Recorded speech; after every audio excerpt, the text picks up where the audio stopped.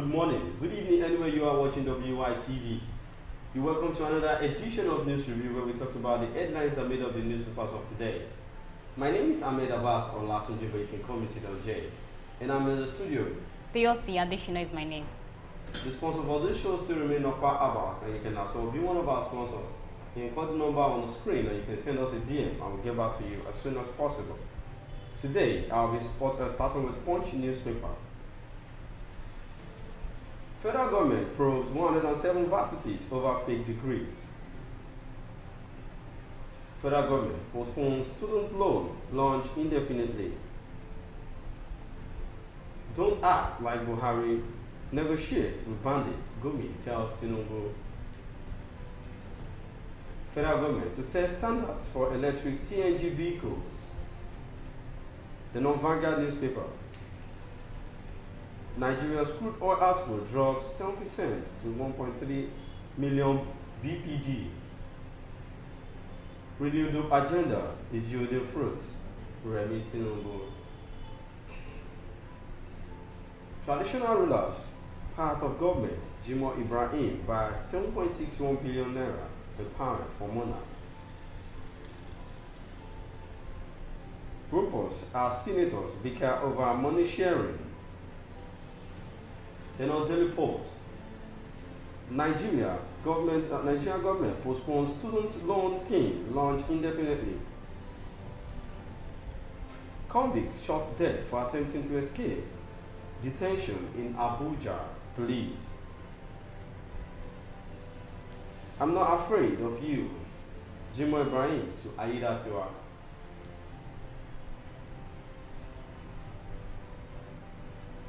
IG deploys mobile units to rescue kidnapped pupils in Kaduna. These are the headlines that made up the newspapers of today. We're going on a short commercial break, and when we're back, we continue with some of the headlines. Don't go nowhere. Stay tuned. When life breaks into the beautiful splendor of nature, and the kids can't just resist the temptation to explore to its zenith with the full assurance that the perfect backup is on the way for a perfect refilling. Nokpa, we always come to the rescue anytime, anywhere, any day, anyway, anyhow, round the clock. The family just can't get a better companion aside Nokpa. Nokpa Abba Mixture, the family's best bets. With Nokpa, healthy living is guaranteed for me and my family. Nokpa for management of power. You're welcome back from that short commercial break, and that's our sponsor, Nokpa Abba. The first headline we want to look at today is about the First Lady of Nigeria saying renewed hope agenda is yielding fruits. Well, if I would say something about this, I would say it is actually yielding fruit, both the bad and the good ones. So the good ones are favoring those that is in their caliber, while the bad ones is not in Nigeria, it is not in our favor. So and that is where we have the kidnapping, insecurity, poverty, hardship. Although all these things have been in existence before, but let me just say this government, this renewed hope is just fueling it the more. Well, I feel the wife of the president just wants to be in the news because sometimes what they say may not be real. To me, I don't feel she's supposed to be saying this when hardship is on the surface of the country. And people could feel it even more than them because I don't think they are feeling anything. Even this insecurity, the hunger, the different kind of things. And everything. Yes, it does not affect the presidency. It does not affect his family. But then, let's move into the body of the news. The First Lady, Remi Tinubu, has said that the renewed hope agenda of the Bola Tinubu's administration was yielding fruit for the benefit of all Nigerians. She stated that during the inauguration of the Community Information Technology Center and the Alternative High School for Girls yesterday in Bauchi. According to her, the projects are conceived under the renewed hope agenda, adding that it was yielding fruits for the benefit of all Nigerians, especially women and children. But the Community Information Technology Center is for women and girls, an initiative of the renewed hope agenda and the National Information Technology Development Agency. The renewed hope agenda of President Bola Tinubu, number of initiatives are bringing succor and providing humanitarian services to the elderly women communities and the girl child.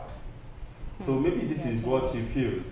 that is improving. Maybe this is what she meant by saying a renewed hope agenda is working, it's fruitful. Even if that is the case, like, she's not supposed to say that. Let me just take this instance. Like, there was a video I saw recently. I think this is an extract from a drama or so. So that journalist was interviewing a politician that, okay, now that corruption is everywhere, how do we fight about it? And when that politician responded, it was like, a corruption that is favoring you and your family, would you want to fight it?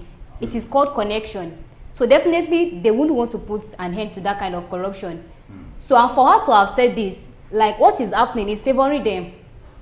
So the repercussion is not going back to them. It's not going back to them. Really, it is affecting with Nigerians. Right. And there's nobody she would support that supports her husband. Exactly. Well, the Community Information Technology Centers are established in the 6 geopolitical zones of the country to serve mostly women and girls in the digital world, she said. Tinubu said the Alternative High School for Girls was an initiative of the federal government under Universal Basic Education for the Northeast. The project, she said, would enhance enrollment, retention, completion, and transition of the girl child from primary to junior secondary school, as well as provide skills to the girls. She said the initiative would also reduce school dropouts and failure rates among students to achieve quality education at all. Tinubu enjoined women to live as shining examples and remain united to advance the cause of others in the country. Also, Governor Bala Mohammed lauded the Tinubu's administration for the initiative, adding that it had direct bearing on the lives of the people in the state. So far, a new school is going to at least reduce the rate of dropouts of youth. It will still help the girl child, most especially the girl child In the northern states. Yes, for them to be more educative and be more informative and useful for the country. I think is a good idea. Yes, and also security also should be prioritized Exactly. in the northern parts of Nigeria. Because you cannot be creating schools without Schools, and adequate there is no security, exactly. But let's move on to the next headline here. Convict shot dead for attempting to escape detention in Abuja police. Like, I don't understand our uniform men. I think they still need to get more on how to deal with people. Because someone that is just trying to, okay, fine, he has been detained already and was trying to escape. So I think there's a way that they should have just apprehend him, not by shooting. So what if the family of that person is trying to get a lawyer, like, to set him free? What if he's and now, guilty normally? even if he's guilty, that is not the right thing. They should act according to law, not acting from their own hands. Well, a 27-year-old convict, Remi, has been shot dead in Abuja by men of the correctional services after he allegedly jumped down from the vehicle conveying him to prison in a bid to escape. The police public relations officer in the Federal Capital Territory, FCT, SP Josephine Ade, confirmed the incident in a statement yesterday in Abuja. According to her, the convict, who was arrested by the operatives of the Abuja Environmental Protection Board, AEPB, task force, was tried and convicted by a mobile court sitting in Wuse Market. So I feel this guy too has made a wrong choice, because trying to escape from the in-laws is a great offense, and if he escaped, to be on the neck of those police officers that arrested him.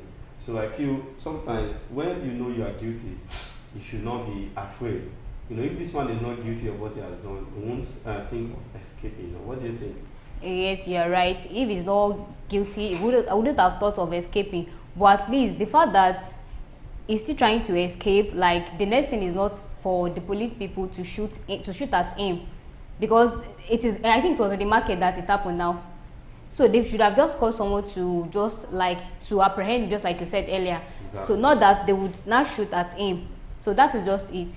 Well, two armed correctional personnel who were in the vehicle went after him and in the process shot him. The convict was immediately rushed to a nearby hospital where doctors on ground confirmed him dead, she said. The FCT PPRO said that the development led some irate mobs who witnessed the situation to set ablaze 8 vehicles and 10 shops in the environment. Wow. Ade said the situation generated uproar from residents but was brought under control by combined effort of the Federal Fire Service and other security agencies. She added that normalcy had been restored in the area while investigation into the incident had commenced. She said the Commissioner of Police in charge of the FCT, Mr. Bennett Igwe, had enjoined residents to peacefully go about their lawful businesses without fear. You see, one thing I don't understand about Nigerians is once they see opportunity, to start riot or to damage things, they don't think twice before they start doing it. The fact that police shot someone doesn't mean that it gives everybody room, to protest instantly without knowing what the person has done before being shot. So I would urge Nigerians to be careful with the way they do their jungle justice. It's not that okay for them to just be putting laws into their hands. I think the reason why the Nigerians would have reacted that way is because we all know what our police people are capable of doing. Even if you are not wrong, they will charge you that you are wrong, and they would shoot, because we've heard so many victims. We've heard story of so many victims that have been killed by police people. Exactly. Meanwhile, they didn't do anything bad. Well, I wanted to say the police will never listen to Nigerians when it comes to police brutality. But then I see this as not a police brutality. It's just that they are trying to save themselves from stress. Because if that guy should escape, it will be on their neck, and they may lose their job. So the best thing for them to do is to shoot the guy once he's trying to escape. Well, this is where we are going to be ending it on the show today. Don't forget to follow us on all our social media platforms on TikTok, YouTube, Instagram, Facebook at WisdomYoung.TV. My name is Ahmed Abbas Olatoje. Thank you so much to you for joining us on the show. It's a pleasure. We see you again next time on News Review. Be good and enjoy the rest of your day. Bye.